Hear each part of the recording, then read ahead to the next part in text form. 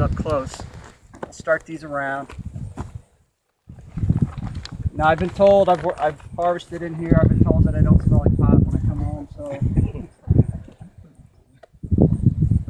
so what I'm going to talk about is, so we started off this project, and what we wanted to start doing, because we haven't grown hemp in Indiana for 60 years, maybe something like that, since the 40s. We had quite a lot of it then that helped out with World War II, and then once it was outlawed, we haven't had it. You can still find wild hemp. We call it ditchweed, and it's really not that hard to find, particularly up north. This should be the only legal hemp field in Indiana. So we're right at the start of things. We don't know very much about the crop. We can't give you recommendations for planting. We really want to start building up what we know. So what we decided to do this year is to look at the effective nitrogen rate, and we looked at cultivar. We had hoped to look at 10 cultivars, but we were only able to get 2. So we looked at 3 nitrogen rates: 0, 75 pounds per acre, and 150 pounds per acre. In the literature, the amount of nitrogen needed for hemp varies widely. So there are some studies that suggest you need little or no nitrogen, but there are other studies that suggest that hemp really responds to nitrogen that's put on the biomass you accumulate. We picked those rates just to give us something kind of relative to a rate you might use for corn as a kind of a benchmark. We have 2 cultivars out here. One is designed specifically for the seed, so that it's been bred specifically for the seed.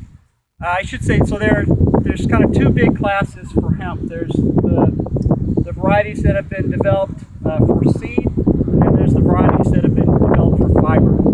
So they have different characteristics. The fiber hemp tends to be much taller.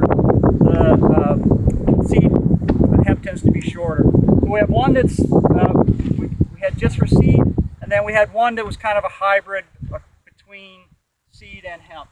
So what we expected to get was one variety that was about 5 feet tall, and one variety that was somewhere between 8 and 10 feet tall. And if you look behind me, you already know part of my story for today. So we looked at nitrogen, we looked at cultivar, and then there's a very large market for organic hemp. And so we wanted to look at both conventional, have it in a conventional system and an organic system. And even though my sign says organic, this is not the organic system. The organic system, we have certified acres on the other side of that fence. You might have seen it as you came in. So the other experiment is on that side. We did exactly the same thing in both experiments. So 2 cultivars, the 3 rates of nitrogen. We put, and you have this, you actually have a write-up for this in your handout. I had a little poster for you, but the wind's not helping out.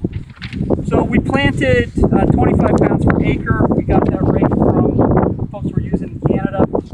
There's still, I think those rates, what people recommend, there's still a pretty wide range. We don't really know exactly what's the best rate. We planted it in 6-inch rows, and we planted it to about 3/4 of an inch with a drill.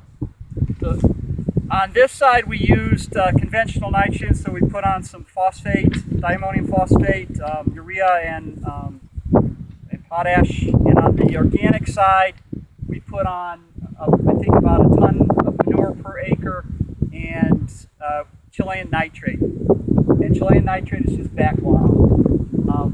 So it's that Chilean nitrates, you can use it in an organic system, but they don't like you to use it very often because it has a lot of high salt concentration.